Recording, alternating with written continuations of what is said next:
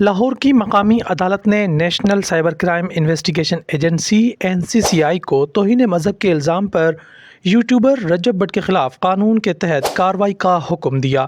لاہور کے additional session جج شفقت شہباز راجہ نے درخواست گزار شہزادہ عدنان کی درخواست پر تحریری فیصلہ جاری کر دیا۔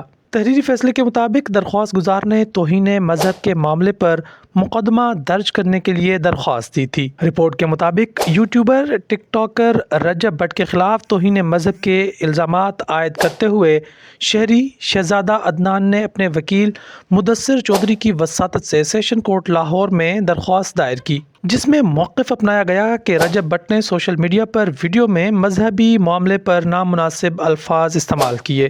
شہری نے عدالت کو بتایا کہ رجب بٹ کے خلاف NCCI سے رجوع کیا تھا، تاہم مقدمہ درج نہیں کیا گیا۔ عدالت نے national cyber crime investigation agency کو رجب بٹ کے خلاف مقدمہ درج کرنے کا حکم دے، جس پر عدالت نے NCCI کو نوٹس جاری کر کے جواب طلب کر لیا تھا۔ خیال رہے کہ مارچ میں یوٹیوبر رجب بٹ کے خلاف توہین مذہب اور سائبر کرائم قوانین کے تحت مقدمہ درج کیا گیا تھا، جس میں الزام عائد کیا گیا تھا کہ رجب بٹ نے اپنے پرفیوم برانڈ کی لانچنگ کے وقت مذہبی جذبات کو مجروح کیا تھا اور مبینہ طور پر پاکستان کے توہین مذہب کے قانون کا مذاق اڑایا تھا۔ مئی 2025 میں یوٹیوبر رجب بٹ نے پنجاب کے دارالحکومت لاہور میں عام شہری کو سرعام تشدد کا نشانہ بھی بنایا تھا، جس کی ویڈیو وائرل ہونے کے بعد انہوں نے معافی مانگ لی تھی۔ ویڈیو میں یوٹیوبر کو شہری کی کار میں گھس کر اسے مارتے دیکھا گیا تھا۔ جون 2025 میں ٹک ٹاکر رجب بٹ، مان ڈوگر اور 3 دیگر افراد کے خلاف خاتون سوشل میڈیا انفلوئنسر کی درخواست پر اغوا اور ریپ کا مقدمہ درج کیا گیا تھا، جس کے مطابق درخواست گزار نے توہین مذہب کے معاملے پر مقدمہ درج کرنے کے لیے درخواست دی تھی۔